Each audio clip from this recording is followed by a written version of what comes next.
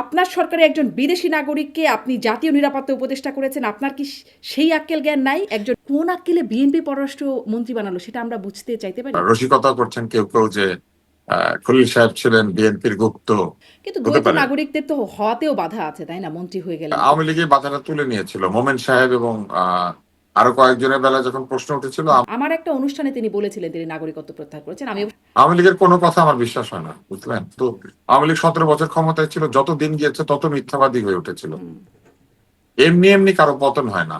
জুলাই সনদ স্বাক্ষর করেছেন, কিন্তু এখন সংবিধান সংস্কার জুলাই সনদ স্বাক্ষরিত, জুলাই সনদ আর গণভোটে যে প্রশ্ন গিয়েছে দুইটার মধ্যে অমিল আছে। তারা আগে কি দেখা বিচারিতা দেখতে করলেন পারেন। ওই সময়? গণভোটের পক্ষেও না, হ্যাঁ করেন চাইলেন, নাই। আবার আবার আমি ইশতেহারও বললেন। তারা একদম শুরুতেই বলেছিলেন যে যেভাবে গণভোট হয়েছে সেটার সঙ্গে তারা একমত না। তারা আগে তারেক রহমান ম্যানিফেস্টো তো দেখুন। গণভোটে হ্যাঁ বললেন, শেষ পর্যন্ত এসে হ্যাঁ পক্ষে প্রচারণা করলেন। ওখানে অনেক কিছু আছে না যাদের ম্যানিফেস্টোর সাথে মিল, সেগুলোর ব্যাপারে হ্যাঁ বলতে হবে। তাই তাই কি বলেছেন? গণভোটে তো সুস্পষ্ট প্রশ্ন ছিল উনি তো ব্যাখ্যা করেন নাই, উনি বলেছেন গণভোটে হ্যাঁ দেন।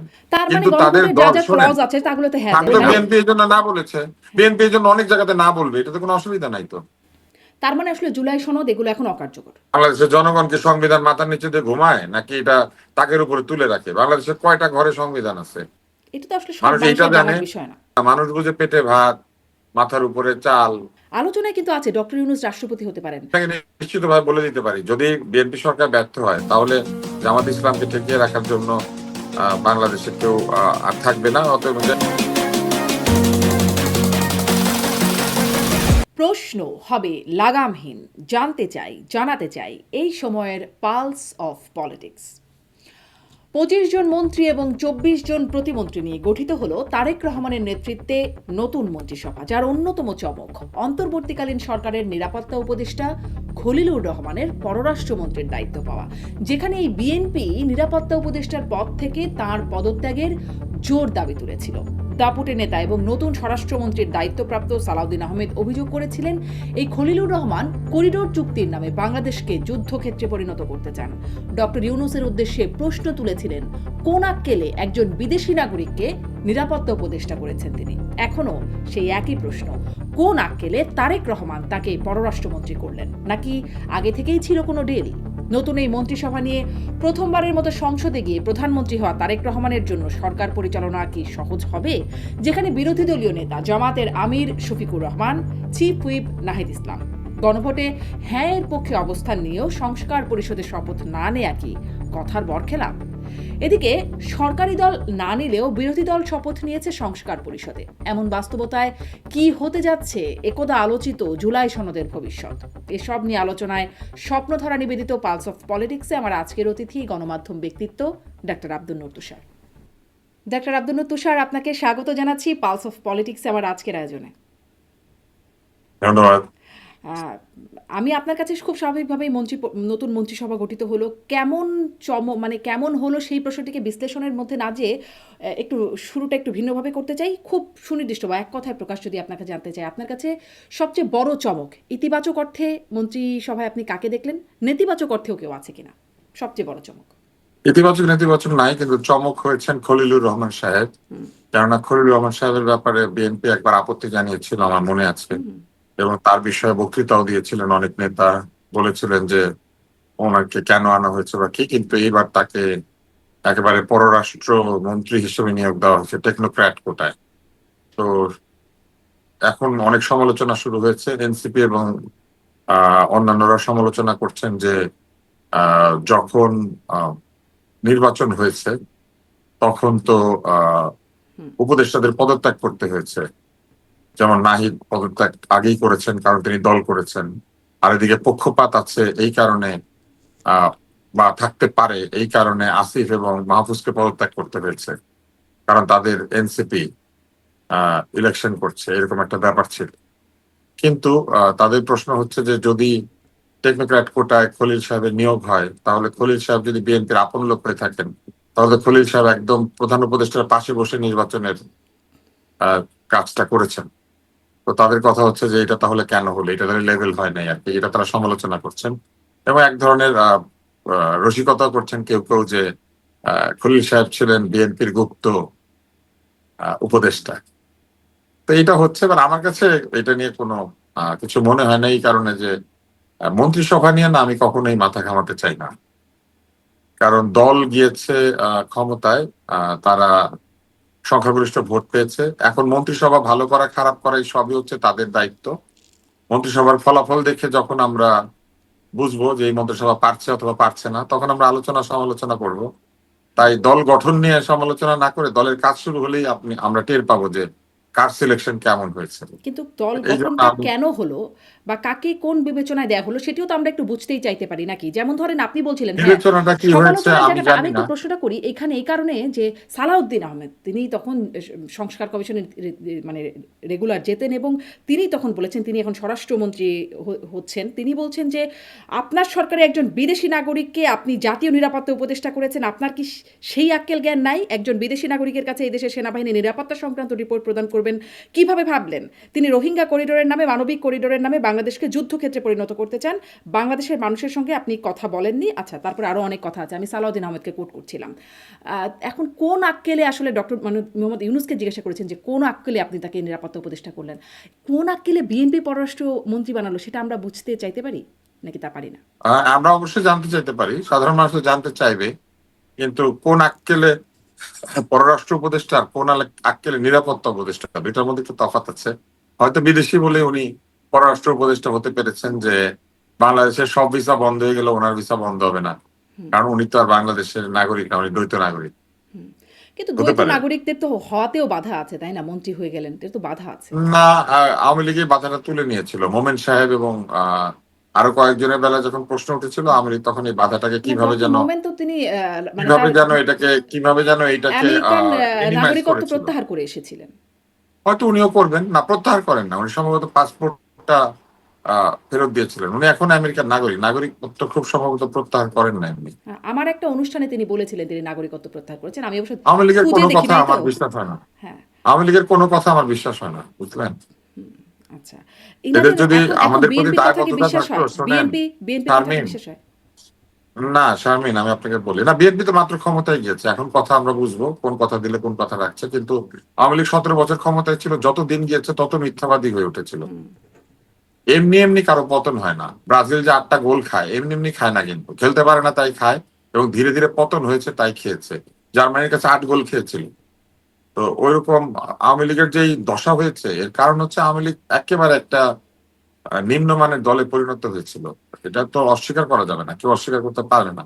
ফলে এদের কোনো কথা আমার বিশ্বাস হয় না। আচ্ছা, যেমন আপনি এই ভদ্রলোক শোনেন পালিয়ে গিয়েছেন, এই মোমেন, কিন্তু অন্যদের পরে গিয়েছেন। উনি এখানে কার কার জামাই আদরে ছিলেন, তার মানে এই সরকারের সঙ্গে তার ভালো সম্পর্ক। তা না হলে উনি পালিয়েছেন কিভাবে? লামিয়া তাই না? মোর্শেদ তার এবং সম্পর্কে আত্মীয় হয়, সেটা আমরা দেখেছি, তিনি ডক্টর ইউনূসের খুব ঘনিষ্ঠ। তো উনি উনি তার মানে ব্যবহার করেছেন, সম্পর্কে আত্মীয়তাকে ব্যবহার করেছেন। তো এই আত্মীয়তা শুধু ওনার নিজের জন্য ব্যবহার করেছেন, আর কারোর জন্য করেন নাই।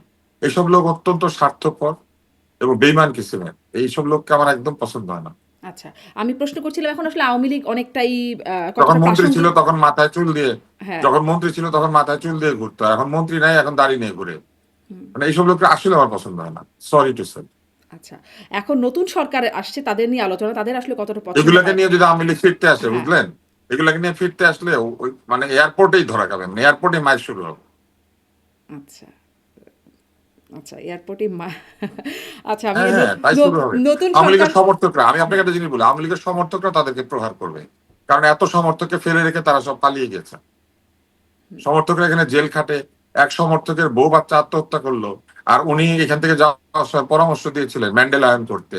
আপনি ম্যান্ডেলা হন। সে আবার নতুন সরকারের আলোচনায় একটু নতুন সরকার, আপনি এখন বলছেন, এখন ম্যান্ডেলার আপনি সাথে বসে বলছিলেন গল্প যে করলেই আওয়ামী পারে। লীগ কথা দিলে কথা এখন রাখে না। ম্যান্ডেলার সাথে গল্প করে না কেন? হ্যাঁ, হ্যাঁ, একটু নতুন সরকারের প্রসঙ্গে আসে, আওয়ামী লীগ কথা দিলে কথা রাখে না।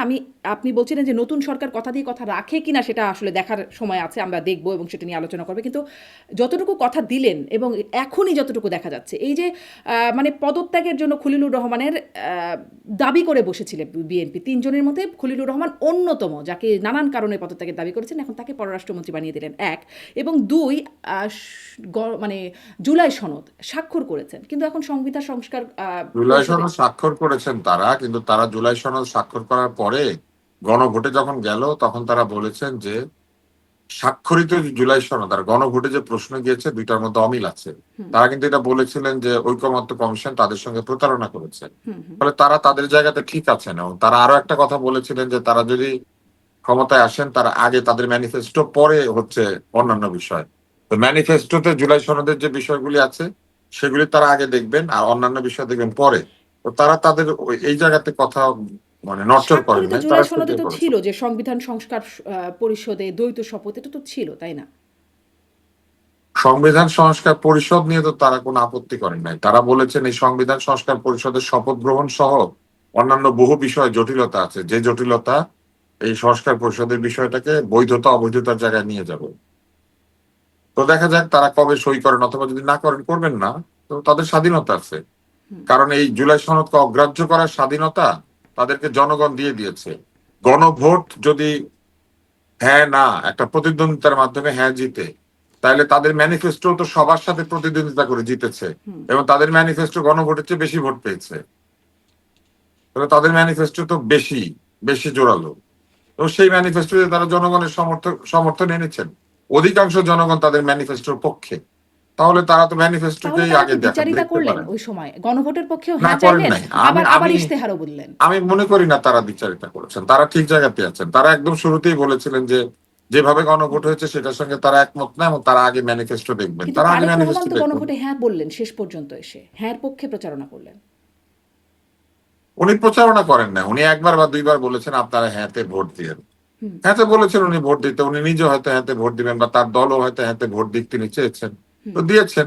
ওখানে অনেক কিছু আছে না তাদের ম্যানিফেস্টোর সাথে মিল, সেগুলোর ব্যাপারে হ্যাঁ বলতে হবে, তাই বলেছেন।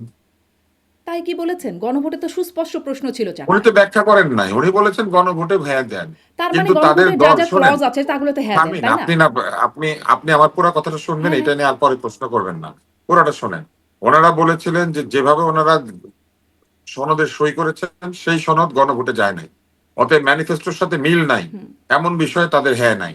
ম্যানিফেস্টোর সাথে মিল আছে, সেখানে তাদের হ্যাঁ আছে। অতএব তারা তাদের ম্যানিফেস্টোর পক্ষের হ্যাঁ গুলা ওইখানে দিয়েছেন, আর ম্যানিফেস্টোর পক্ষে নিজেরাও রায় নিয়েছেন। অতএব তারা গণভোটের ম্যানিফেস্টো অংশ তারা আগে করবেন, তারপরে অন্য কথা। এটা আমার অনুষ্ঠানে এসেও তারা বলেছেন যে তারা আগে প্রায়োরিটাইজ করবেন, প্রায়োরিটি হচ্ছে তাদের ম্যানিফেস্টো, পরে হচ্ছে অন্যান্য বিষয়। যেমন গণভোটে সর্বশক্তিমান আল্লাহর প্রতি বিশ্বাস নাই, কিন্তু তারা এটা সংবিধানে ফেরত আনবেন, কারণ এটা তাদের ভোটারদের কাছে ম্যান্ডেট। এখন এটার জন্য তারা তো বলেছেন যে তারা এটার জন্য হ্যাঁ ভোটে নাই, ওই জায়গাতে তারা নোট অফ ডিসেন্ট দিয়ে রেখেছিলেন, এখনো তাদের নোট অফ ডিসেন্ট আছে। এবং এটার জন্য আসলে এই সংবিধান সংস্কার পরিষদ কিংবা যে গণপরিষদ, এটা গঠনের কোনো বাধ্যবাধকতা নাই। ইনফ্যাক্ট জুলাই সনদ বাস্তবায়নের জন্য এই সংস্কার পরিষদ কিংবা গণপরিষদ গঠনের কোনো বাধ্যবাধকতা নাই। গণপরিষদ লাগে হচ্ছে যদি আপনি সংবিধান নতুন করে লিখতে চান। তাহলে মানে গণভোটে হ্যাঁতে ভোট আমি দেন। আপনাকে একটা কথা বলি, এনসিপি নাহিদ বলেছিলেন এই সংস্কারের পরে এই সংবিধানের লিখতে হবে সংবিধান 2026। তো বিএনপি ওটাকে হ্যাঁ বলবে? আপনি বলবেন হ্যাঁ না, সংবিধান না 2026? তা তো না, তাইলে কিন্তু যা হ্যাঁ হ্যাঁ, তো বললেন। বিএনপি এই জন্য না বলেছে। হ্যাঁ। বিএনপি এই জন্য অনেক জায়গাতে না বলবে, এটাতে কোনো অসুবিধা নাই তো। তার মানে আসলে জুলাই সনদ এগুলো এখন অকার্যকর, মানে বিএনপি না, যা বলবে অকার্যকর তাই না। হবে। না, না, অকার্যকর না। যতটুকু বিএনপি একমত হয়েছিল ততটুকু কার্যকর। কিন্তু বিএনপি হ্যাঁ বলে সে পরে আসলে মানে এগুলোতে তো হ্যাঁ বলেছিল, তখনও তো গণভোটের যখন বিষয় এসেছিল যে বিএনপি নোট অফ ডিসেন্ট সহ হ্যাঁ বলেছে, নোট অফ ডিসেন্ট সহ হ্যাঁ বলেছে, বিএনপি কি বিএনপি না গুলাকে রেখে হ্যাঁ সংস্কার বলেছে। পরিষদে নোট অফ ডিসেন্ট দিয়েছিল? হ্যাঁ, দিয়েছিল। আচ্ছা, জানি না এত উচ্চ কক্ষ অস্পষ্টতা। নিম্ন কক্ষ, উচ্চ কক্ষ নিম্ন কক্ষেও তাদের ডিসেন্ট আছে। জি, উচ্চকক্ষে জুলাই সনদ বলছে সংস্কার পিয়ার। পরিষদ তো লাগবে এইসব উচ্চ কক্ষ নিম্ন কক্ষ বানাতে। আপনি যদি ডিমের ব্যাপারে আপনার ডিসেন্ট থাকে, তাহলে মুরগি অটোমেটিক্যালি ডিসেন্ট হয়। আচ্ছা, আচ্ছা, তাহলে আসলে জুলাই সনদ এখন মুরগি 18টা ডিম পেরেছে, ওইখানে 16টা ডিমের ব্যাপারে আপনার আপত্তি আছে, কিংবা 12টা ডিমের ব্যাপারে। অথবা আপনি মুরগিকে হ্যাঁ বলেছেন, কিন্তু 12টা ডিমে আপনি হ্যাঁ বলবেন না। এখন যদি আপনি দেখেন যে 12টা ডিমের জন্য আলাদা একটা মুরগির খামার দরকার নাই, নিজেরাই করা যায়, তাহলে ওটা করবেন, নিজেরা করে ফেলবেন। ওনাদের জন্য গণপরিষদ করা তো বাধ্যবাধকতা নাই। সংবিধান সংশোধনের জন্য 2/3 সংখ্যাগরিষ্ঠতা এই সংসদ পেয়েছে, তারা পেয়েছেন। তারা এমনিতেই সংবিধান সংশোধন করতে পারেন, এটার জন্য গণপরিষদ আলাদা করে করার কোনো দরকার নাই। জি, গণপরিষদ করলে একদম। কি হবে? গণপরিষদ করলেও বিএনপির 220 জনই ওখানে ভোট দিবে, বা 212 জন। তো গণপরিষদে তো একই ঘটনাই ঘটবে। জি। না, গণপরিষদের পক্ষে কোনো প্রচারণা বা কিছুর পক্ষে আমি বলতে চাইছি না। আমি জাস্ট এটা জানতে চাইছি যে তারা যা বললেন সেটি কি তারা রাখছেন কিনা? নাকি তাদের মেজরিটির কারণে তারা এখন তারা সেটাকে আগেই এটা আউট করে দেবেন? বলেছিলেন, আচ্ছা, একাধিকবার দেখা যাক তারা এই কথাটা মুরগির বলেছিলেন। খামারের সেই আপনার বিশ্লেষণটা কেমন করে মুরগির খামার হ্যাঁ, সাজান বা কি হয় সেটি হ্যাঁ, নিশ্চয়ই আমরা হ্যাঁ। সামনেও দেখব। আচ্ছা, প্রশ্ন করছিলাম সবচেয়ে বড় মানে চমক আপনি বললেন খলিলুর রহমানের বিষয়ে একটা একটু ব্যাখ্যা দিলেন। আর মানে ৩টা সেরা যদি জিজ্ঞাসা করি যে ৩ জন সেরা আপনার বিবেচনায় কারা হলেন না, মন্ত্রী? এটা বলতে পারবো না। আপনি খেলার আগে আপনি ৩ জন সেরা বলতে পারবেন না। অতীত পারফরম্যান্স, ফুটবল খেলা শুরু অতীত হইলে পারফরম্যান্স। ফুটবল খেলা শুরু হইলে যেমন টিম কে কি ভালো খেলে বোঝা যায়, সেরকম এখানে ৩টা সেরা টেরা বলে কিছু নাই। অতীত পারফরম্যান্সও বলার সুযোগ নেই বা তাদের না, ব্যক্তিত্ব দিয়ে? এখানে কেউ আগে কয়জন আগে মন্ত্রী ছিল? আমির খসরু সাহেব মন্ত্রী ছিল, মির্জা ধরেন ফখরুল এরকম ইসলাম তিন ছিলেন। চারজন মন্ত্রী ছিল। হুম, হ্যাঁ, ৩-৪ জন মন্ত্রী ছিল আগে, তো অতএব, বা ধরেন ৬ জন মন্ত্রী ছিল আগে, অধিকাংশই তো নতুন। হুম, তাহলে এদের আগের পারফরমেন্স কোথায় পাবেন? এই সংসদের অধিকাংশ সংসদ সদস্যই নতুন, প্রথমবার হয়েছেন। জি। আর সে ফলে এদেরকে হ্যাঁ, আলাদা করে ৩টা সেরা বলার কোনো সুযোগ নাই। মানে তারেক রহমানের পারফরম্যান্সও কেমন হবে সেটাও বলার এখন সুযোগ নেই। উনিও তো একদম প্রথম, উনি প্রথম সংসদ সদস্য, এবং জীবনে সংসদ সদস্য হয়েই প্রধানমন্ত্রী হয়েছেন। ওনার মায়ের মতো, ওনার মাও প্রথমবার সংসদ সদস্য হয়েই প্রধানমন্ত্রী হয়েছিলেন। উনিও সেই রকমই হয়েছেন। অতএব ওনার পারফরমেন্স বোঝা যাবে উনি যখন সংসদে কথা বলতে শুরু করবেন, উনি যখন সংসদে নেতৃত্ব দিবেন, তখন বোঝা যাবে যে ওনার ডিসিশন মেকিং, উনি কিভাবে সংসদ পরিচালনা করছেন, দল কিভাবে চালাচ্ছেন, এগুলো বোঝা যাবে। এই কারণেই তো বিএনপি এই গণপরিষদ টরিষদ নিয়ে মাথা ঘামাচ্ছে না। তাদের মূল দায়িত্ব হচ্ছে সংসদটা ঠিক মতো পরিচালনা করা। সংসদ ঠিক মতো না চললে আপনি গণপরিষদ দিয়ে কি করবেন? মন্ত্রীরা ঠিক মতো না চললে আপনি গণপরিষদ দিয়ে কি করবেন? ৬ মাস ডিমে তা দিবে এই সংবিধানের ডিম, আর ওদিকে দেশ উচ্ছন্নে যাবে। তাদের আগে যেটা দরকার সেটা করা দরকার। জি। বাংলাদেশের জনগণকে সংবিধান মাথার নিচে দিয়ে ঘুমায়, নাকি এটা তাকের উপরে তুলে রাখে? বাংলাদেশের কয়টা ঘরে সংবিধান আছে? সংবিধান কি জিনিস মানুষ ঠিক মতো জানেও না। এটা তো আসলে সব মানুষ এইটা মানুষের জানে, জানার বিষয় না। মানুষ এইটা না জানার বিষয়, কিন্তু মানুষ জানে না, কারণ জানানোর দরকার বোধ করে নাই কোনো সরকার বা কেউ। কিন্তু মানুষ যেহেতু এটা বুঝে না, মানুষ বুঝে পেটে ভাত, মাথার উপরে চাল, বৃষ্টি পড়ে না, চালের মধ্যে ফুটা নাই, তাই না? মানুষ জানে রাস্তাটা নিরাপদ, মানুষ জানে যে বাজারে জিনিসপত্রের দাম কম। এগুলো মানুষ বুঝে। মানুষকে ওগুলো আগে ডেলিভার করতে হবে। আমরা সংবিধান সংস্কার করে নেই, তারপরে মুদ্রাস্ফীতি নিয়ন্ত্রণ করবো, এগুলো বললে হবে? মানে এটার কি কোনো আগে এগুলো আর ইউনূস পরে থাকে? সাহেবের, এটার কি কোনো এগুলো আগে আর ইউনূস পরে থাকে? সাহেবের, আলী রিয়াজের, ইভেন এই খলিল সাহেবদের মনের চিন্তা ছিল। এটাও তো একটা মজা না? এই খলিল সাহেব জুলাই সনদ, উপদেষ্টা সবকিছু করে টরে এসে এখন বিএনপির পতাকা উত্তোলন করে বসে আছেন। এটা ভাল লাগছে না? দেখতে ভাল লাগছে তো। তাহলে এই যে গুপ্ত যেমন বলে যে যেমন সমালোচনাটা জামাত আপনি ইসলামকে উল্লেখ এত করলেন, গালিগালাজ করে, আপনি যে যেমন জামাত সমালোচনাটা ইসলামকে, করলেন, যে একটু না, ওই এই যে জামাত নাহিদ ইসলাম ইসলামের এত কথাটা আপনি বললেন গালিগালাজ না করে। যে গুপ্ত গুপ্ত বলা হয়েছে যে তাকে, যেটি আপনি বলছিলেন। অন্যরা বলছে, আমি ওনারা বলি বলছেন, নাই। আমি ওনারা বলেছি বলছেন। যে মানুষ এই হুম, সমালোচনা করছে। সেই তো গুপ্ত আমার থেকে। কিন্তু আসে যায় না, কিন্তু জিনিসটা মজার যে উনি এখন বিএনপির পতাকা তুলে ধরেছেন। এই ২ সপ্তাহ আগে উনি সংবিধান সংশোধন, মানে ডক্টর ইউনূসের পতাকা আকাশে তুলে বসেছিলেন। ওই রকম হাসনাত আব্দুল্লাহরা এই ২ মাস আগে জামাত ইসলামকে গালি দিয়ে এখন জামাতের পতাকার তলে সমবেত হয়েছেন। এই যে রাজনীতির চেহারা, এই চেহারা বদলায় নাই। ফলে নতুন বাংলাদেশ 2.4 আসলে তৈরি হয় না। এটা তৈরি হবে না, এইভাবে হয় না। আচ্ছা, তাহলে কি ওই গুপ্ত এবং থেকে? ইউনূস সাহেবের হাতে আরো হবে না। এটা বোঝা উচিত ছিল যে ইউনূস সাহেব 2.4 টোর দিতে পারবেন না। উনি দিয়েছেন নোবেলিয়া। তাহলে কি গুপ্ত থেকে এতদিন বিএনপির পারপাজে সার্ভ করলেন? কারণ ডক্টর আব্দুল নতুন আপনার মনে আছে, এটা আমি আমরা হয়তো জানি না। আপনাকেও এটা আপনাকেও আমরা হয়তো জানি আমি এই না। প্রশ্ন কার করেছি পারপাস আগে। সার্ভ করেছেন আমি এটা তো হয়তো আমরা একটু জানি না। প্রশ্ন করি, আপনাকে হয়তো আগেও এই প্রশ্নটা আমি করেছি যে যখন খলিলুর রহমান বিদেশে যান বা বিভিন্ন আলোচনা করেন, তখন তাকে জিজ্ঞাসা মানে ফিরে এসে বলেন গুরুত্বপূর্ণ বিষয় আলোচনা হয়েছে। কী বিষয় যে আলোচনা হয় সেটা আমরা কখনোই জানতে পারি না এই বিদেশে গিয়ে। তো আসলে কি এইটা ধারণা করার সুযোগ আছে কিনা যে তিনি আসলে সেই পারপাজে সার্ভ করেছেন, ফলে একটা ডিলের অংশ হিসেবে তিনি পররাষ্ট্রমন্ত্রী? এটা আমরা জানি না। উনি যদি এটা করে থাকেন তাহলে ডক্টর ইউনূসও একই পারপাস সার্ভ করেছেন। তাহলে তো অনেক প্রশ্ন উঠবে। আলোচনায় কিন্তু আছে ডক্টর ইউনূস রাষ্ট্রপতি হতে পারেন। মনে হয় তেমনটা হবে, হতে পারে। হলে আমার কিছু আসে যায় না। আপন কর্মফল, আপন কর্মফল যারা কর্ম করবে তারা ভুগবে। আমাদের কি? আমাদের তো অনেক কিছু বটেই, আমাদের সরকার, আমাদের না, দেশ। আমাদের কিছু না। আমাদের হাতে ভোট আছে। ৫ বছর পরে আমরা আবার ভোট পাবো। ভোট পেলে আমরা ভোট দিব। নাকের কাছে নাকের কাছে শফিকুর রহমান নিঃশ্বাস ফেলছেন, ঘাড়ের কাছে নিঃশ্বাস ফেলছেন শফিকুর রহমান। সোজা হবে না যদি উল্টাপাল্টা কিছু করে। আচ্ছা, এই মানে বিরোধী পক্ষের আপনার আপনার আমি আপনাকে নিশ্চিতভাবে বলে দিতে পারি, যদি বিএনপি সরকার ব্যর্থ হয় তাহলে জামাত ইসলামকে ঠেকিয়ে রাখার জন্য বাংলাদেশে কেউ আর থাকবে না, অতএব এবং জামাত ইসলাম সরকার গঠন করবে। কিন্তু এই সফল মানে বিএনপি সরকার সফল হবে কিনা সেটি নিশ্চয়ই দেখার বিষয়, কিন্তু এখনই রাস্তায় আন্দোলন আছে, বিক্ষোভ আছে, এবং তারা ছায়া মন্ত্রিসভা গঠিত করবে বা ছায়া সরকার তারা একটা গঠন করার কথা বলছে। সহজ হবে বিএনপির জন্য আসলে সরকার পরিচালনা? সরকারের জন্য কখনো কিছু সহজ হয়? আওয়ামী লীগের জন্য সহজ ছিল, এরশাদের জন্য সহজ ছিল। সরকারের কাজ তো কোনোদিন সহজ না, এটা সবচেয়ে কঠিন। কারণ তাকে একদিকে জনগণকে খুশি করতে হয়, আরেকদিকে বিরোধীদের উৎপাত সহ্য করতে হয়। বিরোধীরা ভালো হলে পরে সরকারের কাজটা একটু বেটার হয়। বিরোধীরা যদি ভালো না হয় তাহলে সরকারকে অনেক দিক সামলাতে হয়। সরকারের কাজ তো সহজ না। জি। বিরোধীরা কেমন হবে বলে মনে হয় আপনার? বিরোধী নেতা আমরা দেখলাম শফিকুর রহমান, উপনেতা আছেন ডাক্তার তাহের, এবং এনসিপির নাহিদ ইসলাম হচ্ছেন হুইপ, বিরোধী দলীয় চিফ হুইপ। আপনার কি মনে হয় কেমন হলো বিরোধী দলের জামাত সঙ্গে? ইসলামের সদস্যদের ব্যবহার ভালো। ওনারা আপনার সাথে বা কারোর সাথেই সামনাসামনি কোনো দুর্ব্যবহারজনক মানে দুর্ব্যবহার করেন না।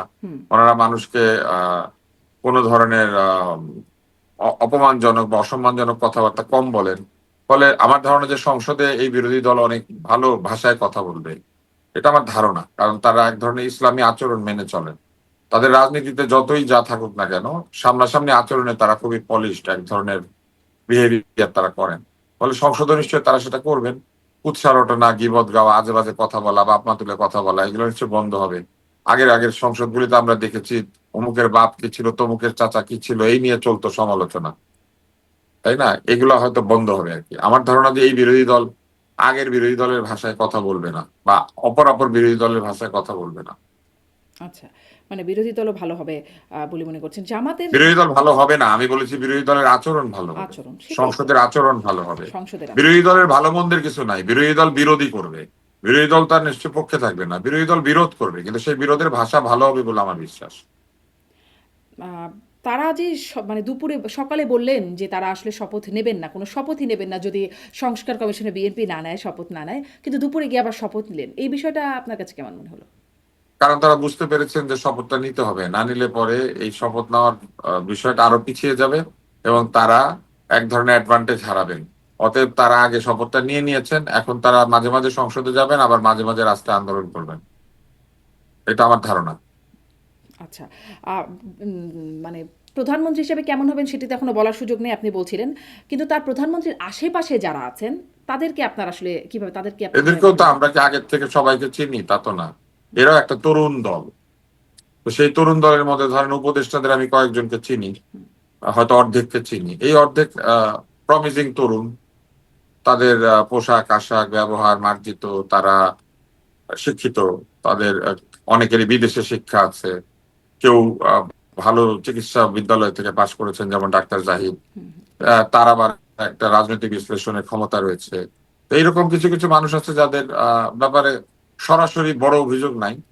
এখন দেখতে হবে যে তারা কি উপদেশ দেন, কিভাবে তারা প্রধানমন্ত্রীকে সাহায্য করেন, এটা দেখে তারপরে বোঝা যাবে। আমরা অতীতে দেখেছি যে উপদেষ্টাদের অনেকে অনেকে উপদেশ দিতে গিয়ে ব্যর্থ হন, কিংবা তাদের উপদেশ গ্রহণ করার পরে এক ধরনের সমস্যা তৈরি হয়। তো এইগুলো আমরা দেখতে থাকবো এবং দেখে আমরা বিচার করতে পারবো যে এই উপদেষ্টা মন্ডলী কতটুকু ফাংশনাল, কতটুকু আহ সম্ভাবনা আছে তাদের, বা কতটুকু তারা সঠিকভাবে আহ, পরামর্শ দিতে পারছেন। আর মন্ত্রী যারা বলেন তাদের তো আমরা একইভাবেই, তরুণ মন্ত্রী যারা তাদেরকে চিনি না। যেমন মিলন সাহেবকে আমরা অতীতে দেখেছি ভালো ফাংশন করেছিলেন একজন শিক্ষামন্ত্রী হিসেবে। এইবার যদি মিলন সাহেব আগের মতো বা তার চেয়েও ভালো করেন, করতে পারেন। সালাউদ্দিন সাহেবের পুরনো অভিজ্ঞতা রয়েছে জনপ্রশাসনে, অতএব তিনি হয়তো স্বরাষ্ট্রতে ভালো করতে পারেন। আর তার তো সব অভিজ্ঞতা আছে, তিনি নিজে অপহৃত হয়েছেন, গুম হয়েছেন, তাই না? তো অতএব তার প্রায় সকল অভিজ্ঞতা আছে। তো আমার মনে হয় তিনি হয়তো একটা বেটার স্বরাষ্ট্রমন্ত্রী হতে পারবেন। এর বাইরে ধরেন আমির খসরু মাহমুদ চৌধুরী অত্যন্ত ভদ্রলোক মানুষ, শিক্ষিত মানুষ। তিনি যে মন্ত্রণালয় পেয়েছেন সেখানে তিনি যদি এক্সপার্টদের সাথে নিয়ে মন্ত্রণালয়টা চালান, খারাপ চালানোর কথা না। আরো যারা সিনিয়র মন্ত্রী আছেন তাদের ব্যাপারে আমরা অতীতের বিষয় জানি। খুব বেশি অভিযোগ আলা কোনো সিনিয়র এইবার মন্ত্রিসভায় আসেন নাই, দু একজন এসেছেন। এবার আমরা দেখবো যে তারা আগের যে পরিবর্তিত হয়েছে দু কিনা। একজন কারা? নাম না বলি, আছেন, সবাই তাদেরকে চেনে। আচ্ছা, মানে ইদানিং আসলে সবই নাম না বলার একটা সংস্কৃতি, যখন প্রচারণা না, চলে নাম তখন নাম বলবো না না, বলে নাম বলবো প্রচারণা। না এই জন্য, শোনেন, নাম বলবো না কারণ এখনো তারা কোনো কিছু করেন নাই। অতীতে যা করেছেন সেটার জন্য তারা শাস্তি ভোগ করেছেন। 17 বছর ক্ষমতায় ছিলেন না, অনেকে জেলখানায় ছিলেন, তাই না? এখন তারা নতুন ভাবে আবার এসেছেন, নতুন ভাবে শুরু করলে যদি আমরা দেখি আগের মতো পারফরমেন্স করছে, তখন নাম কেন, তখন বংশের নাম সহ বলবো। মানে নাম আসলে এই যে যেমন ধরেন চলে গেলেন ফয়েজ আহমেদ তৈয়ব, তিনিও বললেন যে তিনি নাম বললে অনেকের সম্পর্কে বললে নাকি প্যান্ট খুলে যাবে, অন্তর্বাসও খুলে যাবে, এরকমও তার না, বক্তব্য। ওনারটা ভুল, উনি হুমকি ধমকি দিয়েছেন। বলে দিলে প্যান্ট খুলে যাবে, আমি যদি এরকম আপনাকে বলি যে আপনারটা বলে দিলে আপনার পিছনের দেয়াল ভেঙে পড়ে যাবে, এগুলো তো কোনো কথা না, এগুলো হচ্ছে হুমকি। আমরা তো কোনো হুমকি দিচ্ছি না, আমরা বলছি যে এখন তারা আবার নতুন ভাবে যাত্রা শুরু করেছেন। এখনকার জিরো থেকে পারফরমেন্স বিচার করতে হবে, অতীতে তারা যা করেছেন সেটা প্রায়শ্চিত্ত করেছেন তো। আচ্ছা। 17 বছর পরে এসেছেন আবার, এই 17 বছর তো প্রায়শ্চিত্ত করতে হয়েছে তাদেরকে, 17 তো না, আরো বেশি। তো এই যে এত বছর পরে আসলেন ক্ষমতায়, তো এইটা এখন আমরা দেখবো যে অতীতের স্বভাব, যারা অতীতে কিছু কিছু অভিযোগ ছিল তারা বদলে গিয়েছেন কিনা আমরা দেখবো। তবে এই মন্ত্রিসভা তো অধিকাংশ নতুন, তাদের তো পুরনো ব্যাগেজ নাই। আর নুরুল হক নূরের আমি কি বলবো, সে তো কোনোদিন মন্ত্রী ছিল না, সংসদ সদস্য ছিল। জুনায়েদ সাকির কি বলবো, তাকে আমি ব্যক্তিগতভাবে চিনি, নূরকে চিনি, তারপরে ধরেন ববি হাজ্জাজকে চিনি। তো এদের সম্পর্কে তো আমার পুরনো ধারণা আছে, মানুষ হিসেবে ভালো, সুন্দর কথা বলে, তরুণ, শিক্ষিত, মার্জিত, সব ঠিক আছে। নূর যেমন অনেক প্রহৃত, অনেক মার খেয়েছে জীবনে, এগুলা জানি। কিন্তু সে এখন প্রভাস মন্ত্রী কিরকম হবে, এটা তো কাজ করার আগে তো বোঝা যাবে না। জি, সেটাই, অনেক মার খেয়েছেন। তার শেষ মার খাওয়াটা যে সেনাবাহিনীর হাতে মার খেলো, তখন জানলাম যে নাকি রিপোর্ট দেবে, একটা প্রতিবেদন দেবে, সেটাও আর কোনোদিনও হলো না। সেই বিষয়ে জানাও গেল না। যাই হোক, এই সরকারের আমি মানে নতুন সরকারের আমরা একটা ইউনূস গণমাধ্যমের। সাহেবের অনেক কিছু জানা যাবে না, অথবা জানা যাবে। ইউনূস সাহেব তো আসলে গিয়েছেন, এটা তো বিরাট আনন্দ। এই সরকার ইউনূস সাহেবের সরকারের চেয়ে অনেক ভালো হবে, এই ব্যাপারে আমার একটা বিশ্বাস আছে আর কি। আচ্ছা, আহ, গণমাধ্যমের স্বাধীনতা নিয়ে একটু প্রশ্ন করতে চাই, গণমাধ্যমের কর্মী সেই বলেন। হিসাবে কি মনে হয় আপনার যে সামনের গণমাধ্যমে কি একটু, যেমন আমরা গণমাধ্যমে যে ওই যে মানে তেলবাজ বাজি একটা দেখা সব সময় গেছে, সেখানে এটা কি এখনই শুরু হয়ে যায় নাই? আপনি তো দেখতেই পাচ্ছেন শুরু হয়েছে। কারণ গণমাধ্যম মানুষ চালায়, এইসব মানুষদের নানান ধরনের ধান্দা থাকে, এইসব মানুষদের নানান কিছু হওয়ার স্বপ্ন থাকে। আপনি যতই মোজাম্মেল বাবুকে আটকে রাখেন জেলখানায়, নতুন মোজাম্মেল বাবু তৈরি হওয়ার স্বপ্ন বহু মানুষের মধ্যে আছে। ফলে এইগুলিকে নিয়ন্ত্রণ করতে হবে তারেক রহমানকে নিজেকেই, এইগুলি নিয়ন্ত্রণ করতে হবে দলের মাধ্যমে। এইগুলি উনি গণমাধ্যমের উপর হাত দিয়ে নিয়ন্ত্রণ করার কিছু নাই, কারণ গণমাধ্যমে এরকম বহু উচ্চাভিলাষী সাংবাদিক আছে। এখনই ওনার প্রথম বিদেশ সফরে কারা কারা যাবে আপনি দেখেন গিয়ে, দৌড় শুরু হয়ে গিয়েছে। গণমাধ্যম কি বাংলাদেশের বাইরে কিছু, বা গণমাধ্যমের সাংবাদিকরা কি বাংলাদেশের বাইরে অন্য কোনো প্রজাতি? তা তো নয়। যেমন এই সরকারের বহু তথ্য গণমাধ্যম উপদেষ্টা। দখল হয়েছে, বহু গণমাধ্যমে গিয়ে বিএনপি বা জামাতের লোকেরা বসেও পড়েছে। জি, জি, সেটা তো এই ইউনূস সরকারের সময় তথ্য উপদেষ্টা রেজওয়ানা ওই যে হাসান একটা তিনি গান আছে বললেন। না, নদীর একুল ভাঙে অকুল গড়ে, এই নিয়তির খেলা। এই পলিটিক্স এর খেলাই এরকম, একজন বের হয়ে যায় দখল থেকে, আরেকজন গিয়ে দখল করে, স্বভাব তো বদলায় না। জি, আহ, তবে এই দখলদারি আওয়ামী লীগ খুব ভালোভাবে শিখিয়ে গিয়েছে, দখলদারিত্বের কোচিং আওয়ামী লীগে দিয়েছে। হ্যাঁ, শিক্ষক হিসেবে আওয়ামী লীগ ভালো ছিল, ছাত্র হিসেবে এখন কেমন সেটি দেখবার না, বিষয়। শিক্ষক হিসেবে আওয়ামী লীগ ভালো ছিল, কিন্তু যে স্কুলটা খুলেছিল সেই স্কুলটা টোটালি করাপ্ট ছিল। ফলে যাদেরকে পড়িয়েছে সব শিক্ষকেরই 12টা বাজিয়ে দিয়েছে। আচ্ছা, এই যে সৈয়দা রিজওয়ানা হাসান তিনি বললেন যে অন্তর্বর্তী সরকারের সময় মত প্রকাশের জন্য কোনো সাংবাদিককে জেলে যেতে হয় নাই, যদিও আনিস আলমগীর এখনও জেলেই আছেন। মানে সেখান থেকে মনে হয় সামনের দিনে আমার ধারণা রিজওয়ানা আনিস সাংবাদিকদের চেহারা আলমগীরদের ভুলে ভবিষ্যৎ কী গিয়েছেন, হবে। ক্ষমতার গরম আছে তো একটা, ক্ষমতার গরমে উনি কে সাংবাদিক আর কে সাংবাদিক না সেটা ভুলে গিয়েছেন আর কি। না হলে এই কথা উনি বলতে পারতেন না। এই কিছুদিন পরে ওনার ওই অন্ধত্ব দূর হবে, চোখে যে ক্ষমতার কালা চশমা ছিল সেটা খুলে যাবে। আবার উনি রাস্তায় দাঁড়িয়ে গাছ বাঁচানোর আন্দোলন করবেন, নদী বাঁচানোর আন্দোলন করবেন, তখন বোঝা যাবে। আর হয়তো উনি করবেন না, তাহলে আমরা বুঝবো না, হয়তো তখনও উনি নদীর পাড়ে গিয়ে ভেকুর উপর উঠে লাল গালিচা দিয়ে দাঁড়িয়ে থাকবেন, হতে যেমন পারে না? যেমন উনি উনি খলিলুর রহমান আছেন। তারপরে সজীব ভুইয়া, আরো কারা কারা আপনার মনে নাই লাল গালিচা দিয়ে ভেকুর উপর উঠে দাঁড়িয়েছিল? হ্যাঁ, উনি তো ভেকু উপদেষ্টা। তো উনি যদি না বুঝেন, উনি না জানেন যে এই সরকারের সময় কোনো সাংবাদিক কখনো বন্দী হয় নাই, শাস্তি পায় নাই, এগুলা ওনাকে আর নতুন করে কি বোঝানো যাবে? এখন সামনের সরকারের সময় আপনার কি মনে হয় এই আনিস আলমগীরদের ভবিষ্যৎ, মানে আনিস আলমগীরের মতো সাংবাদিকদের কথা বলছি, ভবিষ্যৎ কেমন হতে পারে?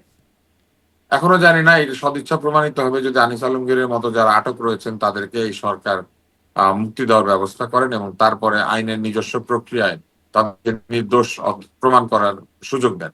তাদের নির্দোষিতা প্রমাণ করার এই সুযোগটা দেওয়াটা তো খুবই জরুরি, কেননা মামলাটা দায়ের করেছে আরেকটা সরকার।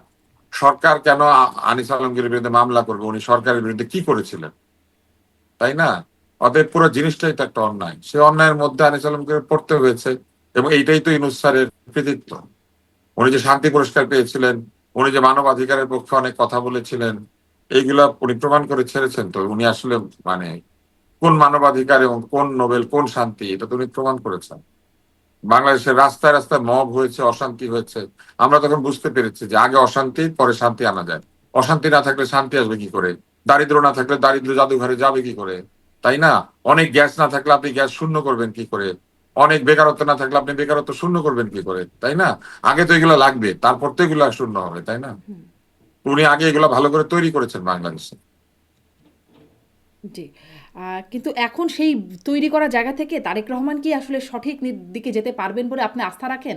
মন্ত্রী পরিষদ তারেক দেখলাম, রহমানের অন্যতম যেমন ধরেন তারেক আপনি রহমানের বলছিলেন অন্যতম মোজাম্মেল যে বাবুদের অ্যাডভান্টেজ, কথাও বলছিলেন, তাদের একটা তারেক তাদের না, আমি মোজাম্মেল বাবুর কথাটা বলেছি যে অনেকেই মোজাম্মেল বাবু হইতে চায়, ওনার আটকের ব্যাপারে বলি না, নাই। আটকের আমি ব্যাপারে বলেছি আমি মোজাম্মেল বলছি বাবুরা আটকের যেমন ব্যাপারে। প্রশ্ন নয় তেলের ড্রাম নিয়ে হুম, এসেছি করতো না, হুম, হুম, এখনো এরকম আছে। হ্যাঁ, নতুন বাবুরা আছেন যারা প্রশ্ন নয় তেলের ড্রাম নিয়ে যাবেন। এবং উনি তো আমি তো তাকে চিনতাম ছোটবেলা থেকে। উনি অত্যন্ত মেধাবী ছাত্র ছিলেন। আমি বহুবার এই বিষয়ে তাদেরকে বলেছি যে আপনারা এটা কেন করেন, ওনারা হেসে উড়িয়ে দিয়েছেন। তো সেরকম সাংবাদিক কি এখন নাই? এখনো আছেন। কিন্তু এই যে তেলের ড্রাম নিয়ে গেছেন বলে খুনের মামলায় আটক হয়ে থাকবেন, এই বাস্তবতার কি পরিবর্তন হবে সামনের সরকার আসলে? এখন এই প্রধানমন্ত্রী। বাস্তবতা পরিবর্তন হবে কি হবে না আমরা মামলা হওয়ার আগে পর্যন্ত তো বুঝবো না। মামলা না হইলে বুঝবো যে এটা পরিবর্তিত হলো, আর মামলা হয়ে গেলে বুঝবো পরিবর্তিত হয় নাই। না, মানে মামলা যা আছে আমি সেগুলোর কথা বলছি। অনেক তো মামলা আছে, আনিস আলমগীর থেকে শুরু করে যেগুলি তারও আছে আগের মামলা। এগুলার দায় দায়িত্ব, যেগুলি আছে এগুলার দায় দায়িত্ব বিএনপি কিভাবে নিবে আমি জানি না, আমি তো আর বিএনপির দলের মানুষ না। তবে এইগুলির দায় দায়িত্ব বিএনপি নিবে অথবা নিবে না, এটা বিএনপি কে ঠিক করতে হবে। যদি তারা মনে করে যে ভুয়া মামলাগুলি তারা সরিয়ে নিবে, নিবে। আর যদি মনে করে যে ভুয়া মামলা সরিয়ে তারা আসল মামলা দিবে, সেটা দিতে পারে কিন্তু। কারণ আমার যদি হুম, সত্যিকারের প্রকৃত মামলা হয় তখন তো আর আপনি সেটাকে অস্বীকার করতে নিশ্চয়ই, পারবেন না। নিশ্চয়ই। এখন তারা যদি মনে করে যে সকল ভুয়া মামলা প্রত্যাহার হবে এবং যার যা অভিযোগ সেই অনুযায়ী মামলা হবে, তাহলে তো এটা সুশাসন। উম, জি। আর তবে এখন যারা আটক আছেন তাদের অধিকাংশই ভুয়া মামলায় আটক আছেন, যেমন শাকিল আর রূপা, এটা একটা অভিযোগ। মানে আর মোজাম্মেল বাবু অসুস্থ মানুষ, ওনার একটা মানে একটা গুরুতর অসুখ আছে, সেরকম অসুখ নিয়ে ওনাকে আটকে না রেখে ওনাকে আমার ধারণা চিকিৎসার জন্য হলেও তাকে হাসপাতালে রাখা যেতে পারত, কারণ এই চিকিৎসাটা জরুরি তার। জি, মানে সেটাই। সবাই আসলে হত্যা মামলার আসামি বা হত্যা চেষ্টা মামলার আসামি হয়ে আছেন, তো সেজন্যই প্রশ্নটা করছিলাম যে না, সবাইকে তো হত্যা মামলা আসামি দিয়েছে, সাকিব আল হাসানও তো হত্যা মামলার আসামি, সেটাই তো। বিচারপতি খায়রুল হক হত্যা মামলার আসামি। জি। এখন এখানেই বিএনপি সরকার কি করে সেই বিষয়েই মানে যেহেতু অনেক এইটাই তো নীতি বিএনপি নির্ধারণী। সরকারের দেখার বিষয়, আমরা তো এইগুলাই দেখবো বিএনপি সরকার কি করে কি করে না, তাই না? জি, আমরা তো এই জিনিসগুলাই দেখবো। নিশ্চয়ই। এর মধ্যে সাবেক তথ্য উপদেষ্টা মাহফুজ আলম তিনি বলছেন এটা বাটোয়ারার নির্বাচন, এখানে জামাতের অংশগ্রহণ এবং তারপর বিরোধিতা, এই প্রসঙ্গে তিনি বলছেন। এটা যে বাটোয়ারা নির্বাচন, এটা তো সবাই আগেই বুঝেছে। আমি আব্দুল নূর তুষার আমিই তো বলেছি যে বাটোয়ারা হচ্ছে, কারণ এনসিপি কেন জামাতের সাথে যাবে? এটা বাটোয়ারা না? নিজেরা নিজেরা বাটোয়ারা করে, অন্যরা বাটোয়ারা করে, তারপর সব বাটোয়ারা এক জায়গায় হয়ে একটা বাটোয়ারা নির্বাচন হলো। এটা যদি ওনারা বলেন, ওনাদের মুখে এটা মানায় না আর কি। এই বাটোয়ারাটা ওনাদের সামনে হয়েছে তো। সেটা উনি বলেছেন। 30টা আসন নাকি 25টা আসন, যখন আসন নিয়ে দর কষাকষি হয়, এটা বাটোয়ারা না? উনি সত্য কথাই বলেছেন, কিন্তু বাটোয়ারাটা ওনাদের চোখের সামনেই হয়েছে। জি। আর এই সরকার ওই যে অনেকেই বলেছেন যে ট্রুথ অ্যান্ড হিলিং কমিশনের মাধ্যমে আসলে আওয়ামী লীগকে ফেরানোরও একটা ব্যবস্থা হতে পারে বা আওয়ামী লীগ ফিরতে পারে। মানে যখন প্রশ্ন করা হয়েছে তারেক রহমানকে, রয়টার্সে তিনি কথা বলেছেন, তিনি বলেছেন যে যখন জিজ্ঞাসা করা হয়েছে যে সাবেক প্রধানমন্ত্রীর সন্তানেরা আসলে রাজনীতিতে ফিরতে পারবেন কিনা, তিনি আপত্তি করেন না। এদিকে সজীব অজের জয়ও আগ্রহ প্রকাশ করছেন তারেক রহমান প্রধানমন্ত্রী হলে তার সাথে কথা বলবেন, অবশ্যই কাজ করবেন এমনটি বলছেন। কি মনে হয় যে আসলে এরকম কি কোনো লক্ষণ, আভাস বা সম্ভাবনা কিছু দেখেন? এখনো পর্যন্ত দেখা যায় নাই, হয়তো যাবে। রাজনীতিতে তো শত্রু মিত্র পার্মানেন্ট না, স্বার্থ পার্মানেন্ট। রাজনীতিবিদরা দলের স্বার্থ, দেশের স্বার্থ বা ব্যক্তির স্বার্থ, যে কোনো একটা স্বার্থ দিয়ে পরিচালিত হন। মহৎ রাজনীতিবিদ দেশের স্বার্থকে আগে রাখেন, আর দুষ্টু রাজনীতিবিদ ব্যক্তি স্বার্থকে আগে রাখেন। অতএব দেশের স্বার্থে যদি কোনো কিছু করতে হয় এবং সেটা যদি করেন বিএনপি, আমরা বিবেচনা করব যে ওনারা সেটা করলেন নাকি করলেন না। আচ্ছা, এই যে তবে এই মুহূর্তে আওয়ামী লীগের সঙ্গে আলোচনার কোনো প্রয়োজনীয়তা তো বিএনপির নাই। আওয়ামী লীগ কি তার সেই যোগ্যতা প্রমাণ করতে পেরেছে যে আওয়ামী লীগকে ছাড়া ইলেকশন করা যায় না, আওয়ামী লীগকে ছাড়া বাংলাদেশ চলে না? আওয়ামী লীগকে সেটা করতে পেরেছে? পারে নাই তো। তো অতএব আওয়ামী লীগের সঙ্গে কথা কেন বলতে হবে তার? এইটা তো আওয়ামী লীগকে আগে প্রমাণ করতে হবে, তাই না? জি, আম, শেষের দিকে, শেষ প্রশ্নের দিকে একটু করি। আপনিও যে ডাক্তার জাহিদের কথা বলছিলেন, তিনি আমাদের টকশোর নিয়মিত বক্তা, নিয়মিত তার সাথে কথা হয়। তিনিও এখন ভালো উপদেষ্টা। ছেলে, অনেক জানে, পড়াশোনা করে। জি, আপনিও কি কোনো সম্ভাবনা আছে আপনারও এরকম কোনো পদে যাওয়ার? না না, আমার আমার কোনোদিনই মানে ক্ষমতার সঙ্গে আমার কখনো বন্ধুত্ব হয় না। আচ্ছা, অনেক ধন্যবাদ, অনেক ধন্যবাদ ডাক্তার আমি আব্দুল আপনাকে স্যার। একটা গল্প বলি, আমি বলেন, আপনাকে একটা গল্প বলেন। বলি। এটা প্রয়াত সৈয়দ মঞ্জুরুল ইসলাম স্যারের গল্প। এই গল্পটি আমি তার এক ছাত্রের কাছ থেকে শুনেছি। তো তার ছাত্র গিয়ে তাকে বলেছে যে এই যে আপনার ছাত্ররা এবার উপদেষ্টা হয়ে গিয়েছে, আপনার ঘনিষ্ঠ জনেরা সব বড় বড় জায়গায় বসে পড়েছে, তাহলে আপনি নিশ্চয়ই এখন কোন একটা বড় জায়গাতে আপনি আবার কোন একটা পদ পাবেন। তো উনি উত্তর দিয়েছিলেন যে যে আমাকে পদ দিবে, সে যখন ওই অফিসটাতে আসবে যেখানে আমাকে পদায়িত করেছে, আমাকে তার দরজা খুলে দাঁড়াতে হবে। তার চেয়ে এই কি ভালো নয় যে এই উপদেষ্টা মন্ডলীর মধ্যে অধিকাংশই এখনই আমার জন্য দরজা খুলে দাঁড়ায়। স্পষ্ট। তো আমি আমি ওই জীবন চাই না। আমি ওই জীবন চাই না যেখানে আমাকে কারোর জন্য দরজা খুলে দিতে হয়। যদি আমাকে কারো প্রয়োজন হয়, তাহলে আমাকে নিতে হবে পুরুরাজের মতো সম্মান এবং মর্যাদার সাথে।